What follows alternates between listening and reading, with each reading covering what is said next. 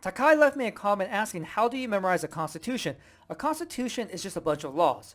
So this applies to any law you want to remember. Now, I'm going to be using the Bill of Rights, which are the first 10 amendments to the USA Constitution. So the first thing you want to do is create a memory palace. But you have so many ways you could go. In life, we have laws for everything, all these different areas. So you could create a memory palace for each area if you want to, or you can have one big palace that has all the laws in it. Totally up to you. Now, the part where you actually start memorizing, this is most difficult because people want to memorize laws word for word. But here's the thing, 99.99999 infinite nines, you don't have to memorize a law word for word. That's just a waste of time. So you just have to find the main points. So let's take the First Amendment. Now, we have this lengthy sentence here, I guess. So essentially, it's saying that you have freedom of religion, speech, press, to protest, and then ask the government for an apology, essentially, for all the things they did wrong to us. All right. So I would not memorize this whole thing word for word. It's a waste of time. I want the main things. So religion, I'll picture a cross. Speech, maybe I picture someone giving a speech, like at a podium, press, newspaper. To protest, I picture like a little small group of people protesting with like little picket signs. And then to petition the government for grievances, maybe I just picture like a long list, like Santa's list, okay? Something that long is like, oh, all the wrong things people have done. So for me, that makes sense. To you, might not, but for me, it does. So, I would just use a story method at that point in my first location. Maybe it's the bathroom. I don't know why. I always pick the bathroom for an example. Just roll with it. So I picture a cross going to the bathroom, and this person's giving a speech, trying to inspire this cross to go to the bathroom, I guess. But then this person gets hit in the face by a piece of paper, and all these people are protesting. They're the ones that tossed the piece of paper, and they're protesting like, no crosses on the toilet, whatever that means. And then they're like, okay, we have this long list of why it's wrong. Boom. That's what I would picture to get all the main points for the First Amendment. And that's all that matters, right? Not all this extra stuff like Congress shall make no law, all this stuff, poo, okay? Who cares? Just get the main stuff, because if you try to get every single piece, then you're just overreaching and get super frustrated because like, oh man, I really need this part, but I can't think of anything. Forget it. Pick the things that are important. So the Second Amendment, so essentially it says that you have the right to bear arms. You have weapons, okay? So if that's the case, maybe the laundry room is the next location, and I open up the washer and I see all these guns and they're just like kind of chilling in the washer going around. Boom, there we go.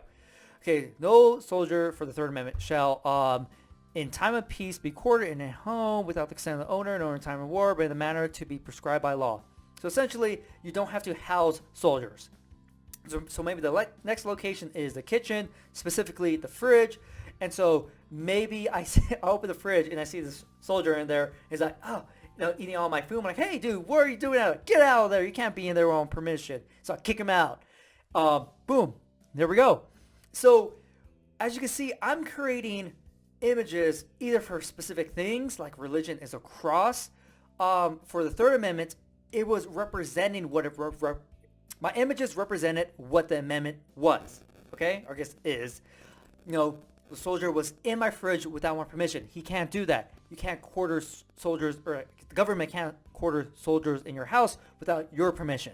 So, I try to do a lot of images that represent what's going on. Like, well, actually what I'm picturing and what's happening, that's exactly what it's supposed to represent. But in the first one, a cross does not represent anything going to the bathroom. Doesn't really represent anything. And so it really kind of it really doesn't matter what I use. It's whatever it's easier and comes to mind and makes sense to me. To you, it might not make sense to have that, but that's okay because you would memorize it in a different way. But for the most part, that's essentially how I would go through memorizing any law, trying to find things that make sense to me, because laws are just a pain in the butt because they just sound weird. It's all this legal talk trying to confuse you. And so it's your job to change that into something you can actually understand and then create your image for it. Because if you try to create an image for something you don't understand, like the law, you're like, okay, I'm not really sure what it means, but let me use this imagery.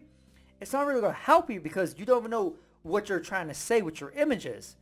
And so there are so many, at least for us, for the USA, you have the Constitution kind of written in, layman's terms. It's like, here, this is what it's actually saying, straightforward.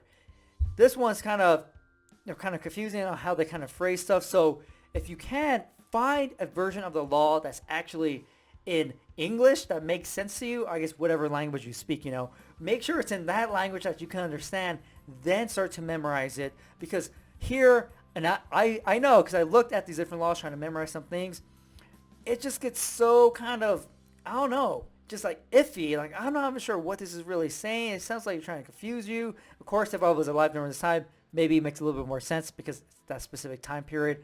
But no, just reading, I'm like, okay, some of these things I have no clue what it's trying to say. Okay, I have to Google this word. What does this mean? Oh, it means that. Okay, whatever. Then when I get my own idea of what this law is saying, I'm like, oh, okay, this is what it's saying. I understand this version. How do I memorize it now?